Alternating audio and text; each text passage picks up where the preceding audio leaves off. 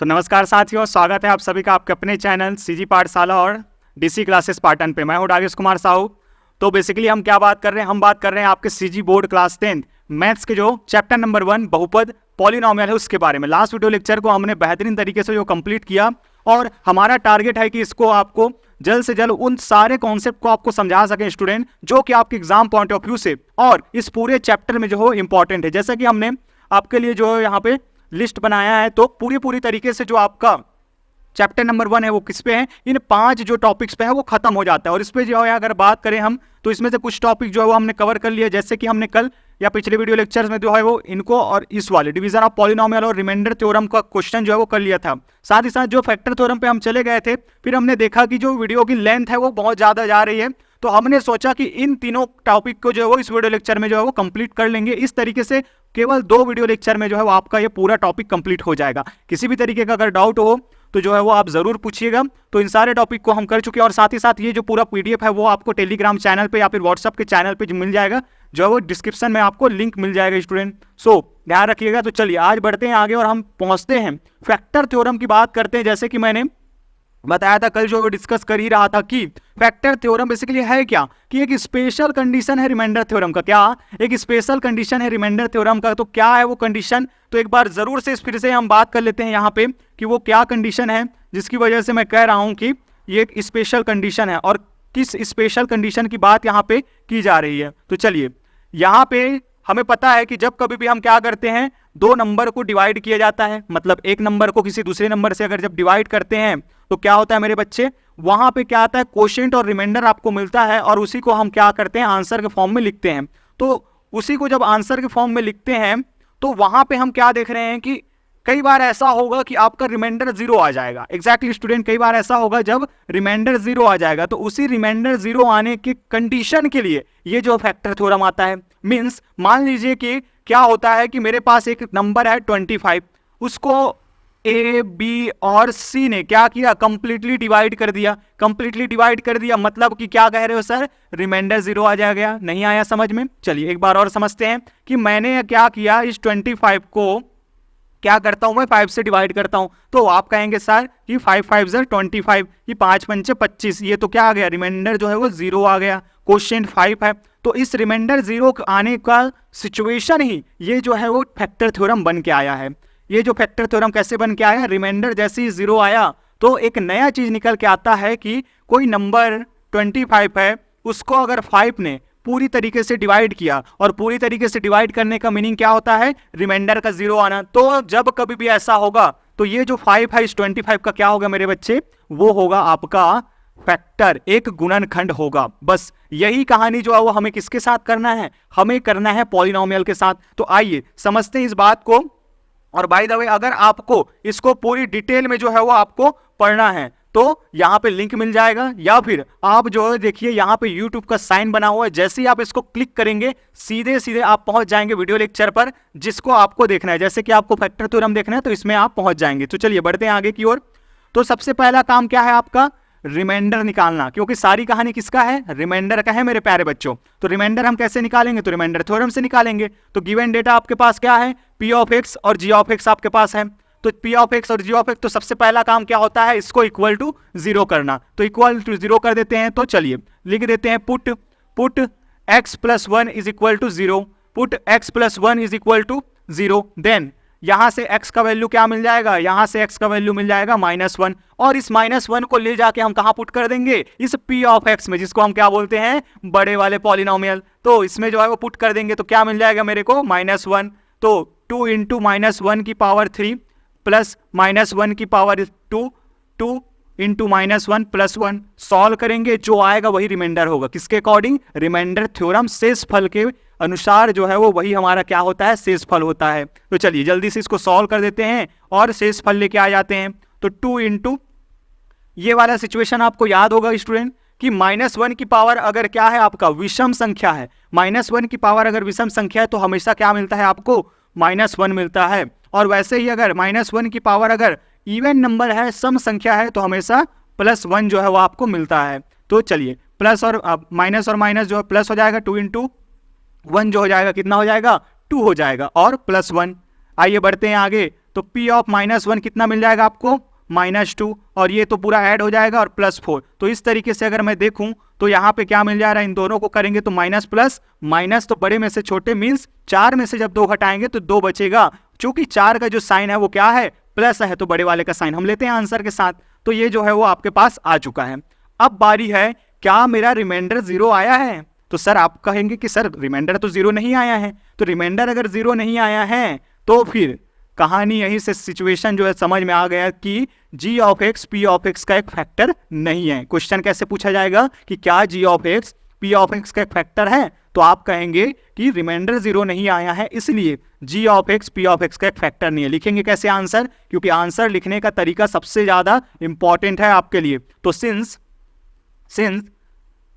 p of -1 is equal to r, r means remainder is equal to 2, जो कि equal नहीं है 0 के, therefore according to the factor theorem क्या हो जाएगा मेरे प्यारे बच्चों, g ऑफ x जो है वो क्या हो जाएगा, g ऑफ x जो है वो आपका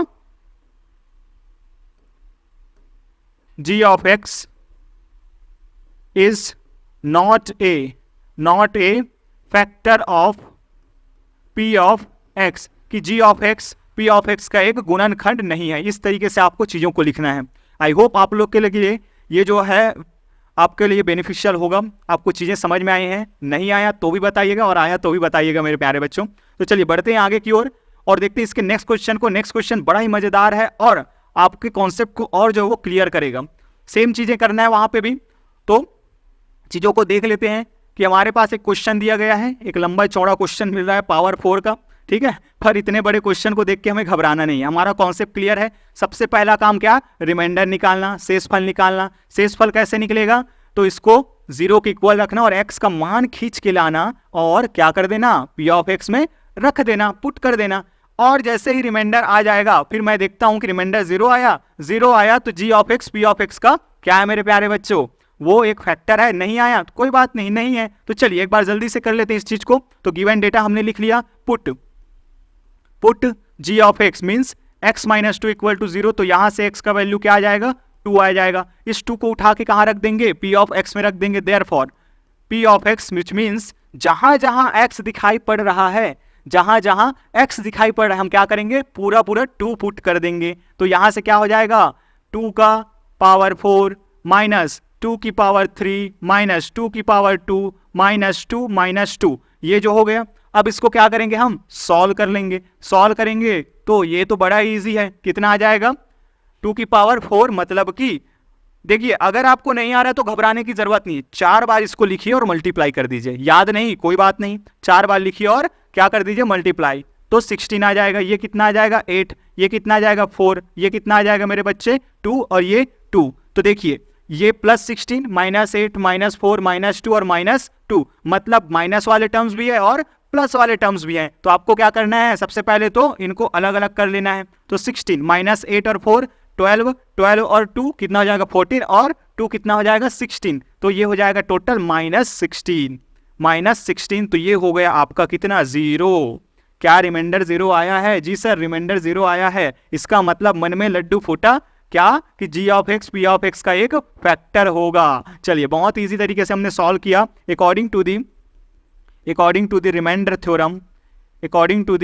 रिमाइंडर थ्योरम शेषफल प्रमेय के अनुसार रिमाइंडर, शेषफल क्या प्राप्त हुआ आपको, शेषफल क्या हुआ मेरे प्यारे बच्चों, remainder is equal to p of 2 is equal to 0, जो कि 0 की इक्वल आ गया। तो 0 की इक्वल आ गया है तो आपको क्या करना है, therefore according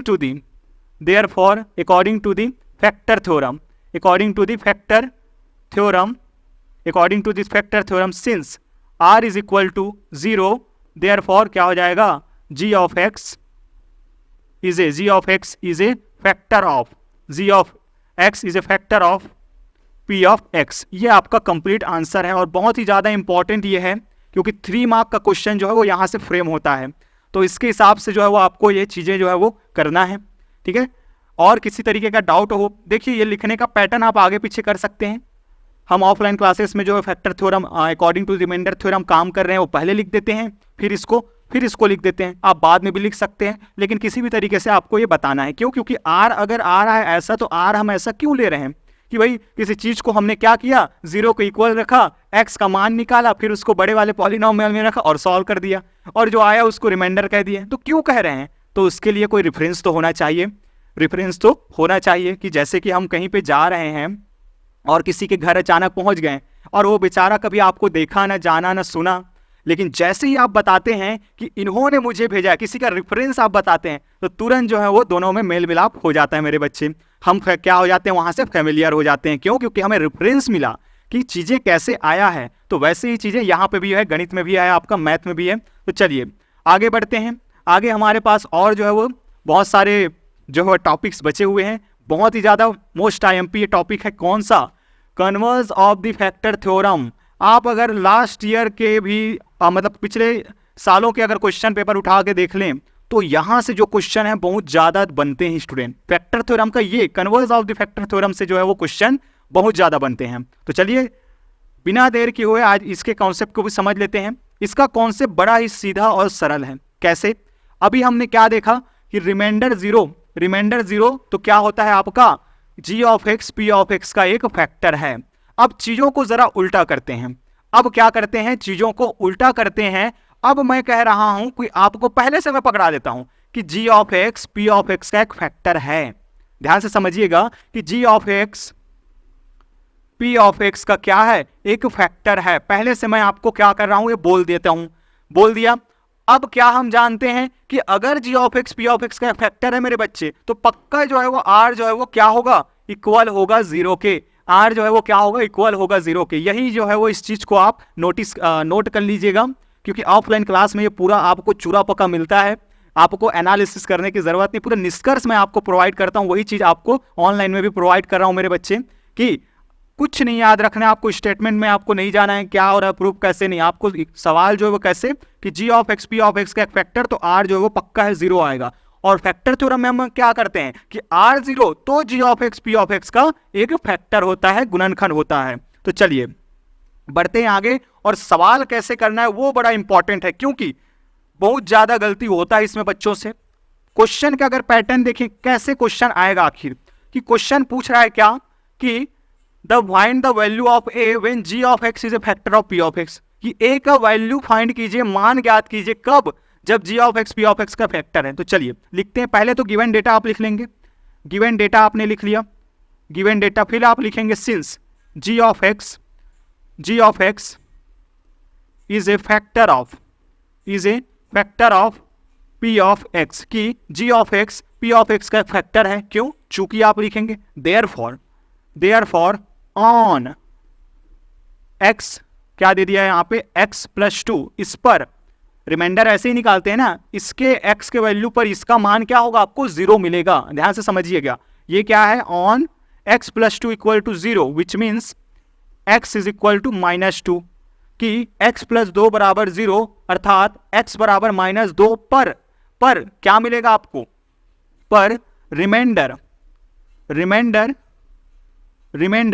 कैसे निकलेगा, तो इस -2 को यहां पे पूरा पुट कर दूंगा मैं, क्या कर दूंगा, पूरा पुट कर दूंगा। Remainder r is equal to p of -2 is equal to 0 आपको प्राप्त होगा। यही 3 जो कहानी है, ये लिखने में बच्चे बहुत ज्यादा गलती करते हैं, और इसकी वजह से कई बार उनका हाफ मार्क्स तक रिड्यूस हो जाता है। तो आप जो है गलती नहीं करेंगे।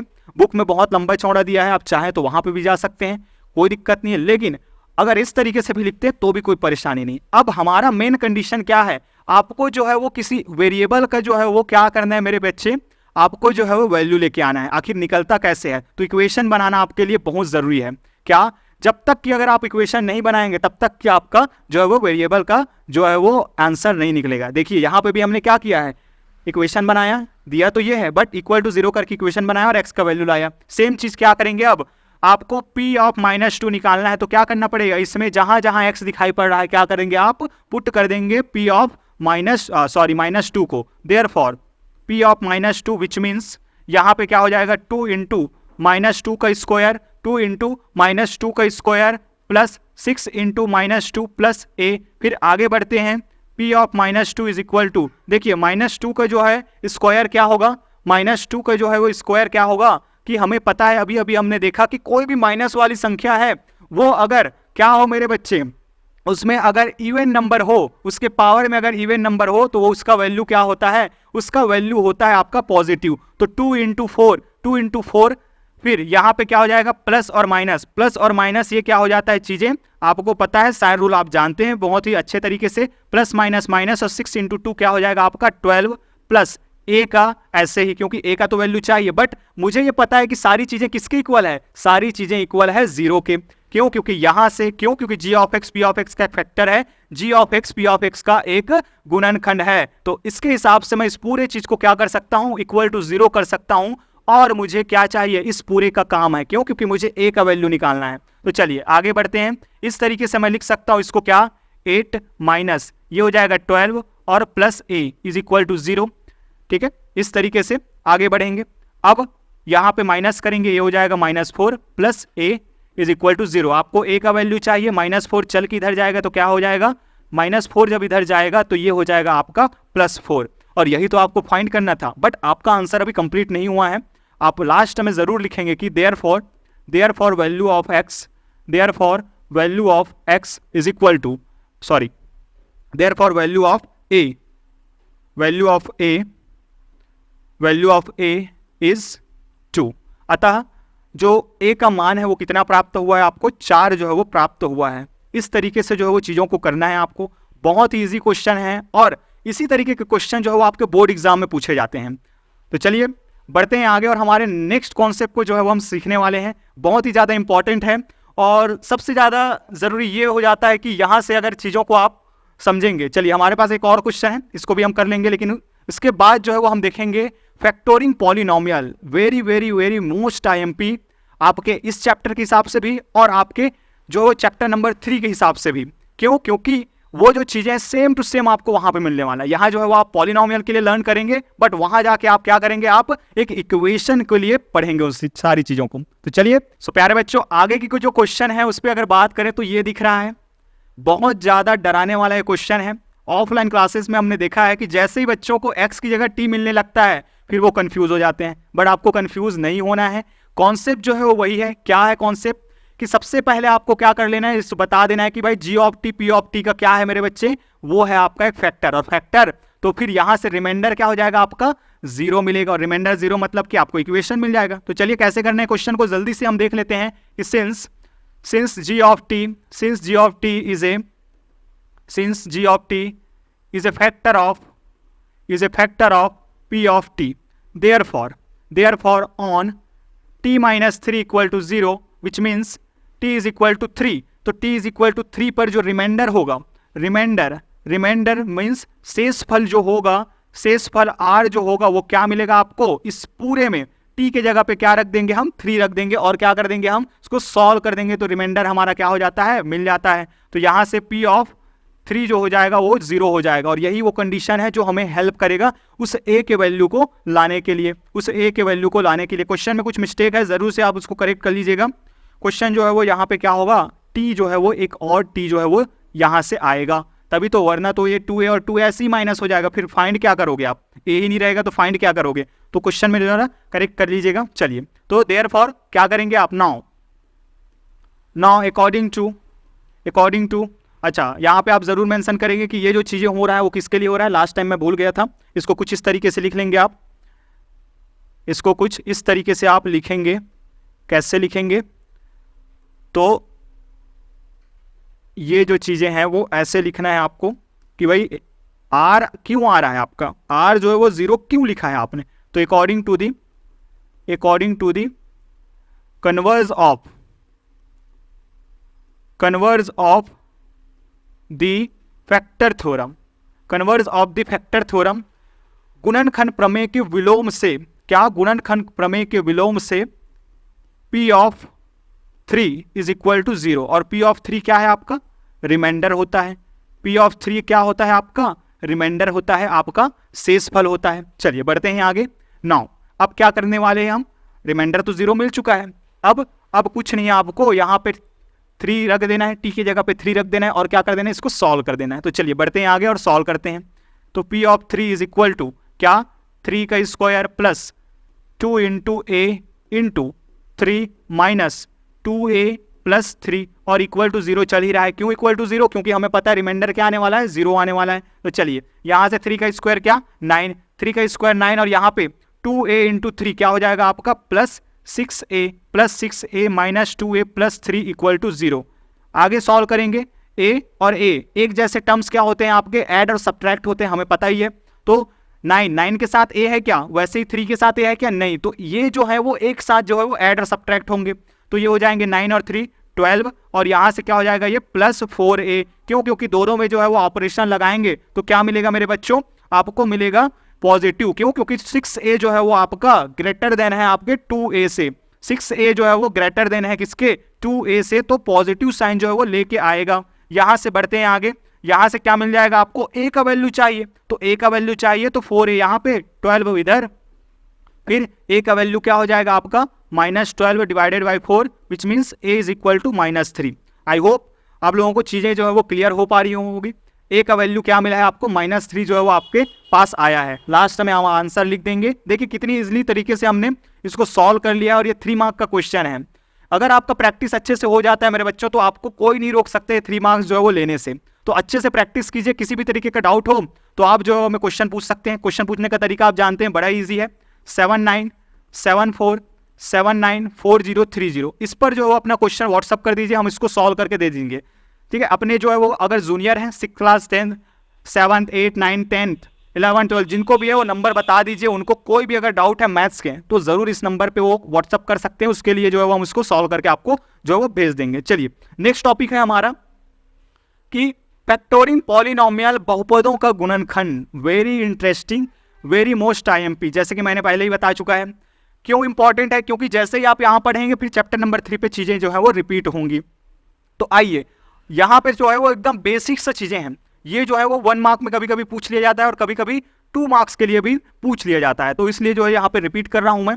तो फैक्टोरिंग पॉलिनोमियल कुछ नहीं, आपको गुणनखंड निकालना है।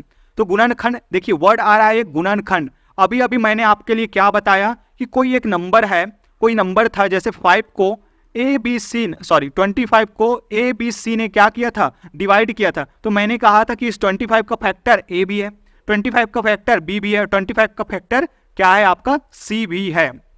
तो इस तरीके से जो है वो फैक्टर का मीनिंग होता है, इस चीज को आपको ध्यान रखना है। सॉरी, चलिए तो अब क्या करना है आपको, इसका फैक्टर निकालना है। सर अब नंबर का तो सीख गए थे, फैक्टर निकालना है, ये क्या चीज है? तो इसमें भी कोई बहुत बड़ी बात नहीं है। क्या करना है ध्यान से समझिए, सॉल्व करना है आपको। किस तरीके से सॉल्व करेंगे, तो सबसे पहले तो आपको गिवन डेटा लिख लेना है। गिवन डेटा हमने लिख लिया, ये देयरफॉर अब x² - 16 इक्वल टू, अब हम देख रहे हैं मेरे बच्चे कि ये क्या है, एक फॉर्मूला बेस्ड क्वेश्चन है। कौन सा फॉर्मूला? आपने एक फॉर्मूला पढ़ा होगा कि कौन सा फॉर्मूला कि A² - B², इसको मैं क्या लिख सकता हूं, A - B और A + B जो है वो हम लिख सकते हैं। A - B और A+ के फॉर्म में जो है वो हम लिख सकते हैं। तो ये जो है वो क्या हो जाएगा, A की जगह पे और B की जगह पे आप क्या बता सकते हैं, क्या ये है? सर ये तो नहीं दिख रहा है स्क्वायर के रूप में, बट मैं लिख तो सकता हूं मेरे बच्चे, मैं लिख तो सकता हूं इसको क्या कि x² - 4 का स्क्वायर। दिखा क्या ये? बिल्कुल दिख रहा है। देखो A का स्क्वायर, x का स्क्वायर, B का स्क्वायर, 4 का स्क्वायर। तो A की जगह पे क्या आया आपका x आया और B की जगह पे क्या आया आपका 4 आया। तो इस तरीके से जो है हम चीजों को इस फॉर्म में लिख सकते हैं। और यही जो फॉर्म होता है वो क्या होता है आपका, फैक्टराइज फॉर्म होता है, गुणनखंड रूप होता है। तो चलिए and A is equal to क्या हो जाएगा यहाँ पे x and B is equal to क्या है 4। Therefore x² - 16 is equal to, रख दीजिए इस फॉर्मूले में क्या हो जाएगा आपका x - 4 और x + 4। जैसे ही ये फॉर्म आया कि 2 ब्रैकेट्स आ रहे हैं और उनके बीच कोई भी साइन नहीं है, देखिए यहाँ पे कोई साइन है क्या, मल्टीप्लीकेशन का साइन है। तो यही जो फॉर्म होता है वो क्या होता है आपका, क्या होता है, गुणनखंड रूप फैक्टराइज फॉर्म होता है। बस यही आंसर है आपका। देखिए इतना लिखने से आपको 2 मार्क्स मिल जाने वाला है। आइए इस क्वेश्चन को बनाने का ट्राई करते हैं हम। इस क्वेश्चन में क्या है, तो गिवन डेटा सबसे पहले है, ये हमने लिख लिया, जो हमें दिया गया है उसको हमने लिख लिया है। बढ़ेंगे आगे। अब क्या मैं किसी फॉर्मूले को जानता हूं क्या जो इस पे फिट बैठे? थोड़ा देखने का हम प्रयास करते हैं, इसको थोड़ा देखने का हम प्रयास करते हैं। और ये जो है वो थोड़ा करेक्ट कर दीजिए, ये जो है वो 20 नहीं 25 है। अदरवाइज जो है वो हम कहीं और चले जाएंगे, ठीक है, 10th पे नहीं रहेंगे। तो ये जो है अब इसको क्या करना है, मुझे फैक्टराइज करना है, मुझे फैक्टराइज करना है। तो क्या करना है, अब फॉर्मूले में बनाने का एक प्रयास मैं करूंगा। तो कौन सा फॉर्मूला होगा, तो ध्यान से समझिए। क्या मैं इसको इस तरीके से लिख सकता हूं क्या, -20x + 25 इज इक्वल टू, क्या मैं इसको ऐसे लिख सकता हूं क्या, 2 का स्क्वायर x का स्क्वायर, क्योंकि 4 को मैं 2 का स्क्वायर लिख सकता हूं, फिर -20, तो -20 को मैं पहले अभी रहने देता हूं, -20 को जो है वो रहने देता हूं, प्लस 5 का स्क्वायर। आप कहोगे बिल्कुल सर लिख सकते हैं आप। अब देखिए मेरे बच्चे, क्या मैं इसको ऐसे 20 को मैं कुछ इस तरीके से अरेंज करना चाहता हूं, 2 × 2x × 5, 2 × 2x × 5। सर आपने ऐसा क्यों किया, तो देखिए हम एक फॉर्मूला जानते हैं, कौन सा फॉर्मूला, कि सिंस a - b का होल स्क्वायर क्या होता है आपका, a² - 2ab + b²। अब यहां से आप बिल्कुल अच्छे तरीके से इस चीज को मैच कर सकते हैं कि a की जगह पे क्या आ रहा है आपका, ये पूरा टर्म आ रहा है। अच्छा, इसको मैं कुछ थोड़ा सा अरेंज करके और लिख देता हूं, ताकि आपको जो है वो चीज़ें और ज़्यादा अच्छे से क्लियर हो। चलिए, चीज़ें जो है वो और ज़्यादा अच्छे से क्लियर हो सके, क्या कर सकते हैं इसको, तो इसको जो है वो मैं इस तरीके से लिख सकता हूँ। कैसे, कि इस पूरे चीज़ को मैं लिख देता हूँ 2x का होल स्क्वायर -2 × 2x × 5 + 5 का whole square. Since we know that a - b का whole square is equal to a² - 2ab + b²।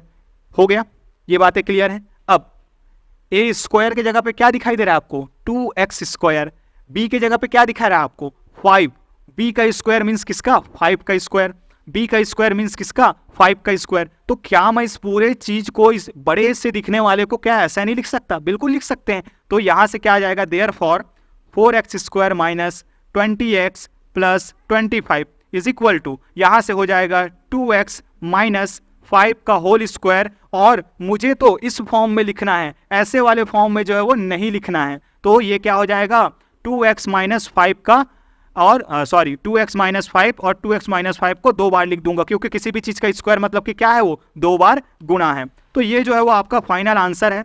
I hope आप लोगों को चीजें जो है वो समझ में आया होगा, क्योंकि बड़ा ही ईजी है। लेकिन इसके बाद जो चीजें मिलने वाला है वो इतना आसान नहीं है मेरे बच्चे, तो थोड़ा ध्यान से समझिएगा।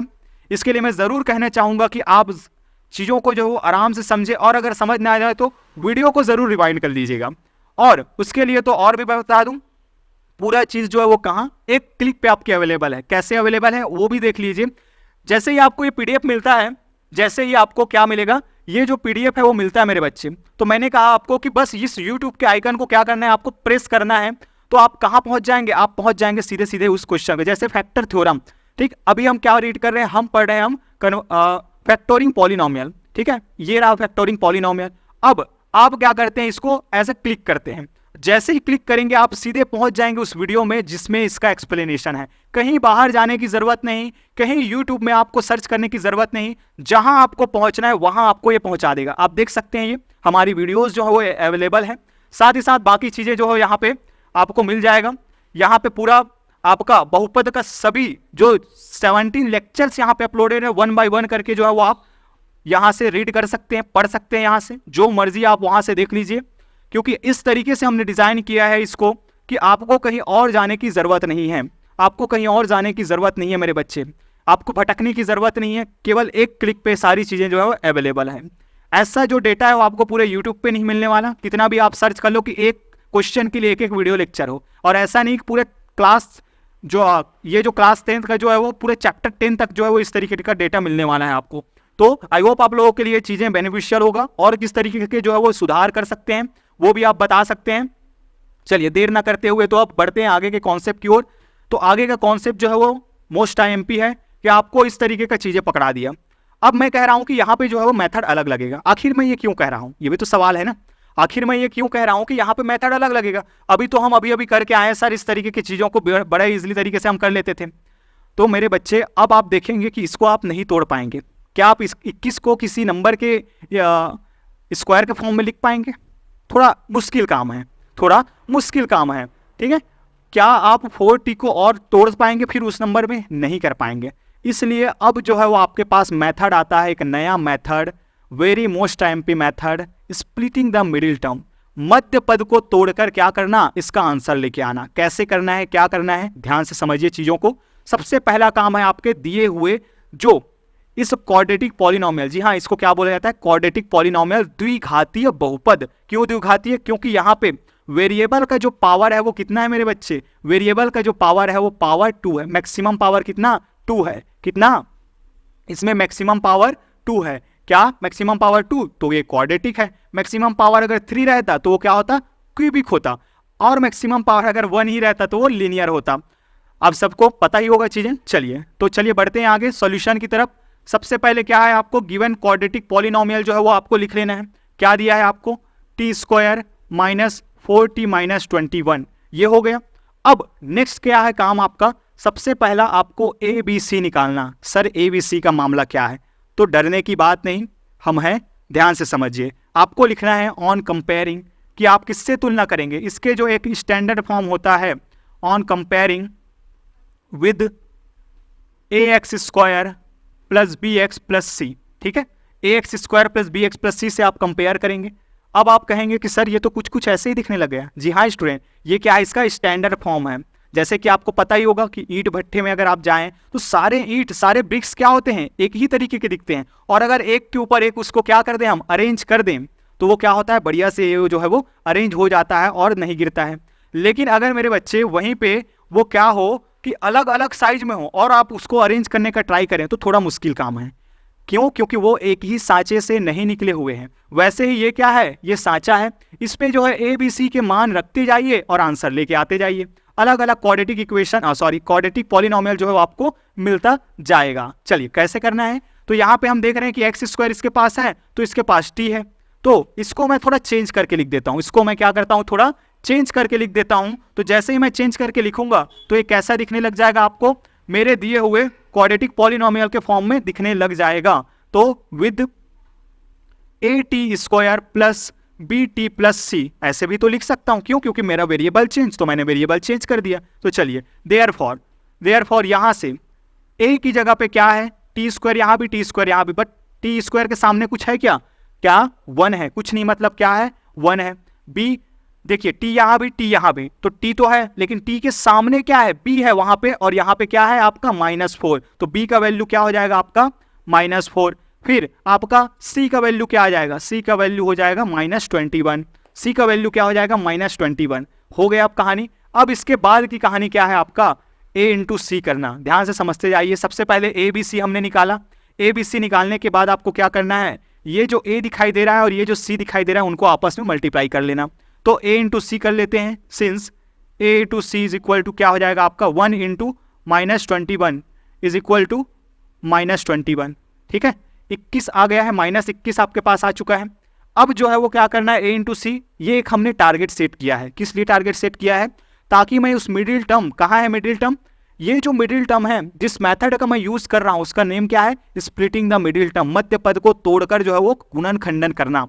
तो उसके लिए सबसे पहले मुझे क्या करना पड़ता है, a इंटू सी करना पड़ता है। अब a इंटू सी करके मैं क्या करूंगा कि चलिए अब मैं क्या करता हूं, इस -21 को मैं 2 नंबर के रूप में लिखने का ट्राई करता हूं। क्या कह रहे हो सर, जरा देखिए क्या कह रहा हूं मैं, कि मैं इस -21 को क्या कर सकता हूं, मैं 1 इंटू 21 में लिख सकता हूं। आएगा -21, आप कहोगे बिल्कुल आएगा सर।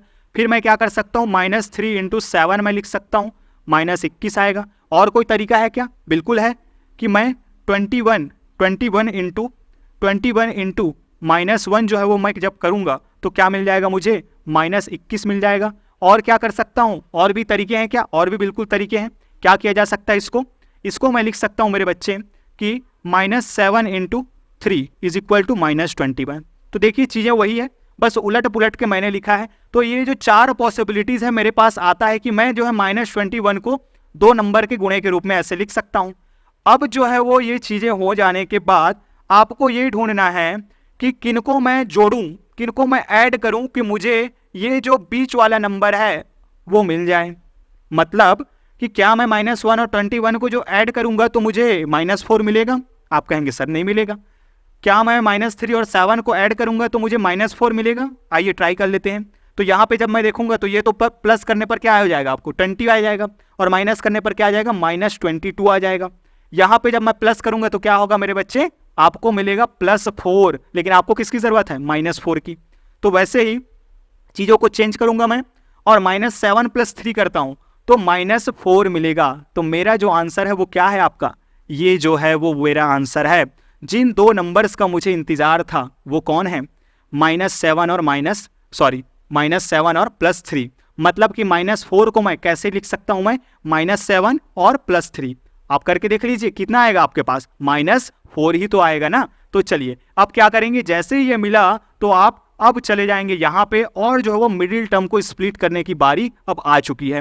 मिडिल टर्म को स्प्लिट करने की बारी आ चुकी है, तो कैसे करना है चीज़ों को देखिए। Therefore t² - 4t -21। तो इस पूरे चीज़ को मैं क्या इस तरीके से जो है वो लिख सकता हूँ।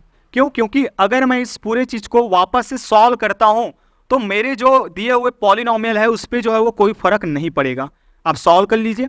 चलिए बढ़ते हैं आगे की ओर। तो जब आगे बढ़ेंगे तो ये इस तरीके से क्या मिल जाएगा आपको कि इन दोनों को पकड़ना है और कॉमन निकालना है, इन दोनों को पकड़ना है और कॉमन निकालना है।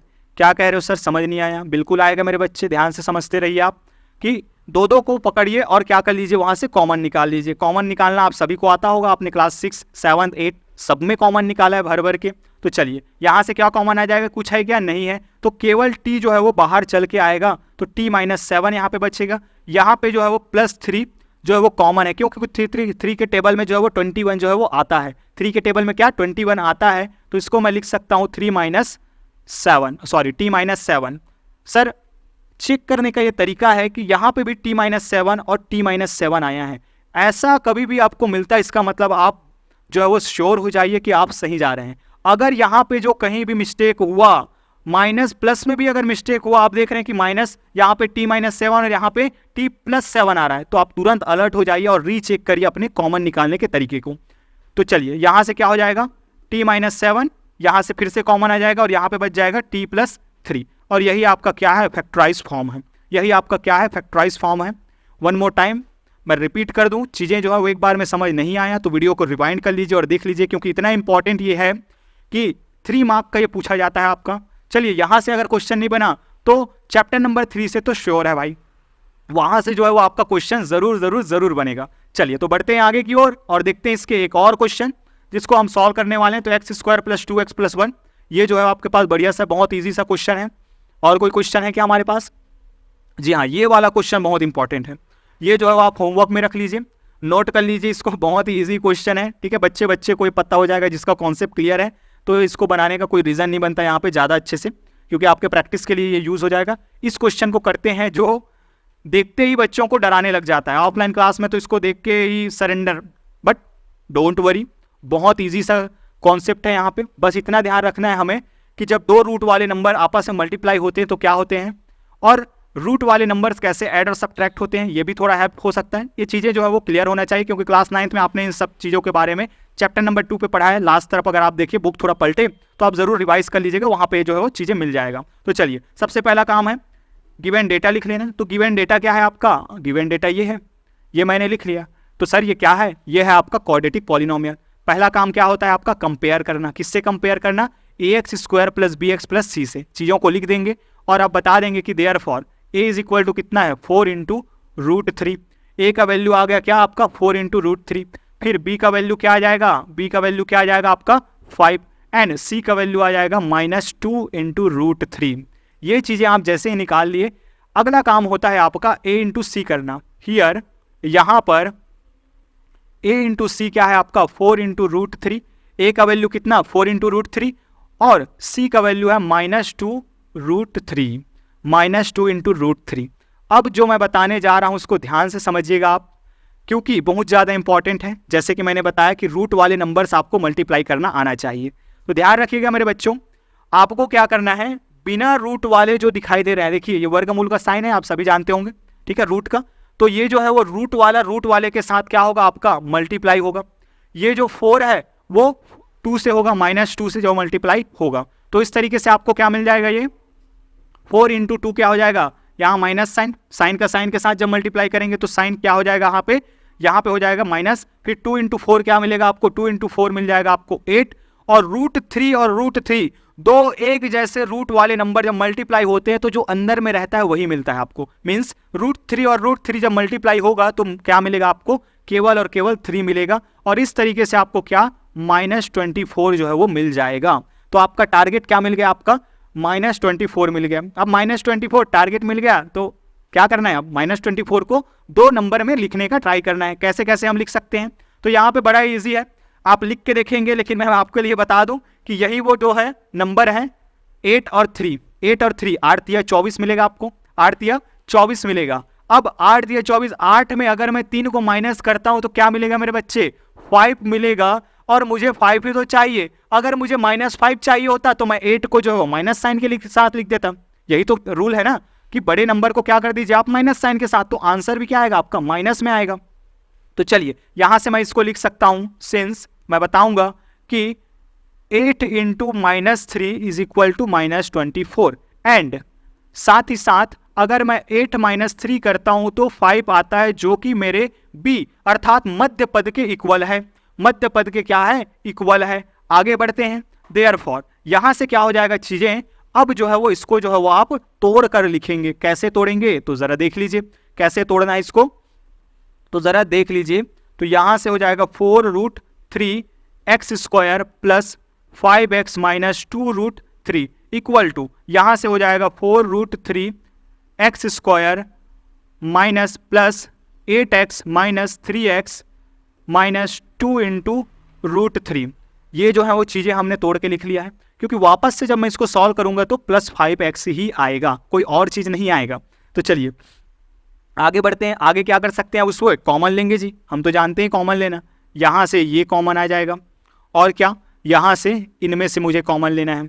अब देख रहे हैं हम, अब क्या देख रहा हूं मैं कि यहां से 4 और 8, 4 के टेबल में 8 आता है, तो बड़ा इजीली तरीके से मैं यहां से जो है वो कॉमन ले सकता हूं। आप जो है साथ यहां पे लिखते चलेंगे, नहीं लिख रहे हैं तो उसके लिए जो है वो स्पेस जरूर रखेंगे। तो चलिए यहां से मैं 4 कॉमन ले सकता हूं, x इसके साथ भी, x इसके साथ भी, तो x भी जो है वो मेरा बाहर आ जाएगा। अब बचेगा क्या, √3x प्लस यहां से 2, √3x प्लस 2 जो है वो यहां पे बचेगा। ठीक है, अब जो है यहाँ पे जो है वो बच्चा फंसता है, कैसे इसको सॉल्व करना है ये जो है वो नहीं समझ पाता वो, कि देखिए मेरे बच्चे अभी अभी हमने √3 और √3 को मल्टीप्लाई किया तो क्या मिला मुझे, 3 मिला। अब जरा मुझे बताइए क्या मैं √3 को √3 और √3 के मल्टीप्लीकेशन के रूप में नहीं लिख सकता? आप कहेंगे सर बिल्कुल लिख सकते हो, कि जब दोनों को मैं मल्टीप्लाई करता हूं तो 3 मिलता है, तो 3 को उल्टा करके भी तो लिख सकता हूं। कैसे लिखना है तो जरा देखिए, √3 इंटू √3x माइनस 2√3। सर ऐसा क्यों किया हमने, इसलिए किया क्योंकि मुझे √3 कॉमन चाहिए, एक के पास है एक के पास नहीं है, तो इसलिए मैंने इस तरीके से इसको बैलेंस किया। 4x √3x प्लस 2, यहाँ से माइनस √3 जो है वो बाहर हो जाएगा, तो √3x माइनस बाहर, तो यहाँ छोड़ जाएगा प्लस, और 2 जो है वो बचेगा। जैसा कि मैंने कहा है कि ये दोनों अगर इक्वल आता है तो फिर आपको क्या करना है, तो फिर आपको ये बिल्कुल आराम से सांस ले लेना है कि भाई हमने सही कॉमन निकाला है। अदरवाइज अगर ये नहीं आया तो आपको क्या करना पड़ेगा, चेक करना पड़ेगा। थोड़ा ऊपर जाइए और अपने कॉमन निकालने के तरीकों को भी ध्यान दीजिए। तो चलिए यहाँ से ये और ये जो है वो कॉमन है, तो ये फिर से कॉमन निकल जाएगा, √3x प्लस 2 जो है वो कॉमन, तो अंदर क्या बच जाएगा 4x माइनस √3। ये जो है वो आंसर हो जाएगा। देखिए कितने इजीली तरीके से हमने सॉल्व कर लिया है। मेथड जो है वो पूरा वही है। क्या मेथड है, स्प्लिटिंग द मिडिल टर्म, मध्य पद को तोड़कर जो है वो आपको सॉल्व करना है इसको। तो चलिए बढ़ते हैं आगे। आगे किसका इंतजार है, आगे बहुत बढ़िया कॉन्सेप्ट आपको मिलने वाला है, जीरोज ऑफ पॉलिनोमियल। मतलब कि ये वही है भाई, घर का बेदी लंका ढावे, मतलब कि आपके जो चीजें हैं, कारण कोई आने वाला है, मतलब कि जिसकी वजह से मैं जीरो हो गया, लॉस में चला गया, वही मेरा जो है वो साथी बनेगा। क्या कह रहे हो सर? आइए यहाँ पे अप्लाई करके देखते हैं। हम यहाँ पे चीजों को अप्लाई करेंगे तो यहाँ पे जीरोज ऑफ पॉलिनोमियल नेम में ही छिपा हुआ है स्टूडेंट। बहुत ही शानदार तरीके से ये जो है वो कॉन्सेप्ट है। ठीक है, यहाँ पे क्या होता है, जीरो वो होता है जो इस पूरे पॉलिनोमियल का वैल्यू जीरो ला दे। मतलब कि एक्स का मैं कुछ ऐसा वैल्यू रखूं और सॉल्व कर दूं जिससे जो सॉल्यूशन हो, जो अंत में जो हल मिलेगा वो जीरो मिल जाए, तो वो जो एक्स का वैल्यू इसका जीरो कहलाता है। ठीक है, ये जो चीजें हैं वो, लेकिन हमारा जो है वो यहाँ पे क्वेश्चन वो नहीं है, ये केवल आपको बताया मैं। क्वेश्चन क्या है, find the sum and product of zeros of the following polynomial. Sir ये क्या मामला है, तो कुछ नहीं, आपको केवल दो फॉर्मूले जो है वो रख लेना है। आपको क्या, दो फॉर्मूले जो है वो रख लेना है, आपको याद कर लेना है। कौन सा दो फॉर्मूला, ध्यान से समझिएगा, ध्यान से नोट करिएगा, बहुत ज़्यादा इंपॉर्टेंट है। लेकिन मैं इसको अलग से नहीं लिखवाऊंगा, इसको साथ ही में लिखवाऊंगा, आपको चीज़ें समझ में आ जाएगा। इतना ईजी है, ये बहुत ईजी है। देखना आप कि सबसे पहला काम क्या है, कौन बताएगा कि ये क्या है, कौन सा पॉलिनोमियल बोलते हैं, कमेंट में बताइएगा वीडियो पॉज करके, तो ठीक है। अगर आपने नहीं बताया तो आपको मैं बता दूं, इसको क्या कहते हैं हम, क्वाड्रेटिक पॉलिनोमियल। क्या, द्विघातीय बहुपद। अब द्विघातीय बहुपद आपको क्या निकालना है, यहां से ए बी सी सबको लाना है। कैसे लाएंगे, ए एक्स स्क्वायर किससे, a x square plus b x plus c से तुलना करके। सर ये तो बिल्कुल ऐसे ही दिखाई पड़ रहा है, कैसे करेंगे मेरे बच्चे, एक्स स्क्वायर इसके पास भी इसके पास भी, पर इसके सामने ए लेकिन इसके सामने कुछ नहीं, तो क्या है, इसके सामने कुछ नहीं मतलब 1। Therefore a is equal to, here a is equal to क्या है आपका, यहाँ पर a is equal to 1, b is equal to 10 and c is equal to 24 है। सी इज इक्वल टू 24 है।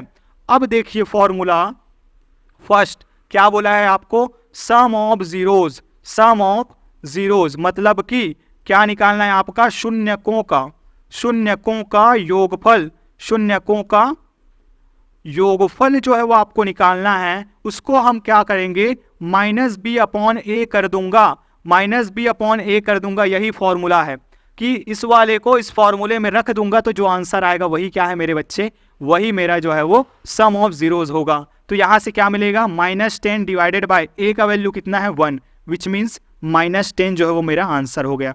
पहला एक नंबर आपको तुरंत खटाक से मिल जाएगा। यहां से आगे बढ़ते हैं। सेकंड क्या कहना है इनका, product of zeros. By product मतलब कि क्या, गुणनफल, शून्यकों का गुणनफल। शून्यकों का गुणनफल क्या होता है, शून्यकों का गुणनफल सी अपॉन ए होता है। सी अपॉन ए होता है। देखिए कितना इजी है ये। कॉन्सेप्ट सीखना चाहते हैं तो कुछ नहीं, इस यूट्यूब के बटन को जो है वो आपको क्लिक करना है अपने पीडीएफ में, तुरंत लैंड करेंगे आप हमारे वीडियो लेक्चर में और इजीली तरीके से जो है सीख जाएंगे आप। तो सी अपॉन ए, सी का वैल्यू कितना 24, ए का वैल्यू 1, तो आंसर क्या हो जाएगा 24। ये आंसर हो गया और यहां से खत्म कहानी, 2 मार्क का क्वेश्चन खत्म। और कभी कभी ये जो है वो यही क्वेश्चन आपको क्या करता है 1 मार्क में भी पूछ लिया जाता है। तो आपको क्या करना है, आपको रेडी रहना है दोनों के लिए कि 1 मार्क के क्वेश्चन हो या 2 मार्क के क्वेश्चन हो, आंसर तो लाना ही है आपको।